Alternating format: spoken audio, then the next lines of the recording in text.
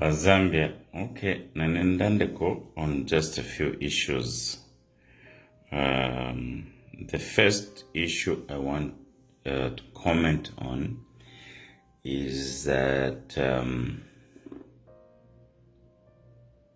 the president of Zambia is a hated man.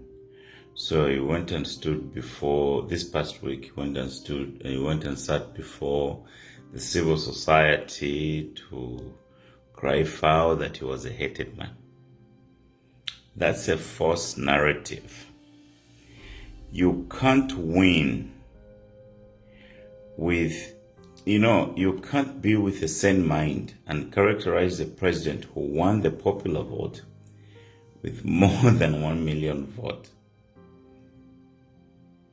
and say he's a hated man. So all those 2.8 million who voted for him, they hate him? That is how you know a crook. That's how you know a crook. You win a popular vote, it means that you are the people's favorite. You are the people's favorite. The president is not a hated man. He is the one who hates our people. And now that hate is going back to him. People are responding to his actions. He doesn't listen. He doesn't take advice. Let me give you an example. Bantu Tatwe, in all of their glory, they are less than 13% of Zambia. But Bantu Tatwe are occupying more than 51% prominent positions and controlling more than 70% of the budget of the country in their jobs. Is that normal? People are looking at that, but the president doesn't see it because he doesn't understand our country. He doesn't understand our country. When you talk about it, it's hate speech. When you think about it, you must be locked up. Okay, let's throw that issue aside. Even the Constitution amendment, he used a method that has never been used before because all his interest was to give his people an advantage. But the 87% of the Zambians saw through it. And he doesn't understand that because in their group, they don't pay attention to other people. And probably this is, now we're understanding why it took him so many years to become president.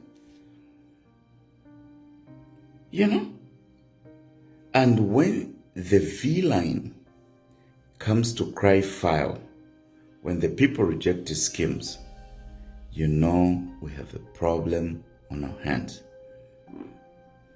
Okay? Icon, man.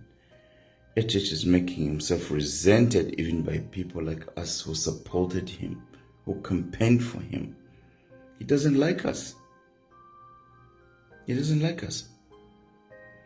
The other day, he was bragging about First Quantum being the biggest taxpayer in the land. Where is First Quantum taking money from? First Quantum is digging minerals from my grandfather's villages, Hakainde. But what are Hakainde getting out of there? Go to Lambaland. That's where we have Chingola, Luansha, Chingola, Lusaka, Mufurira, Kalulushi, all towns of Zambia. All those people were mining places. They improved because the mining that happened there built houses, built schools. Even a copper belt university came out of that effort. But what is happening in Hakainde? Nothing. They're just digging there.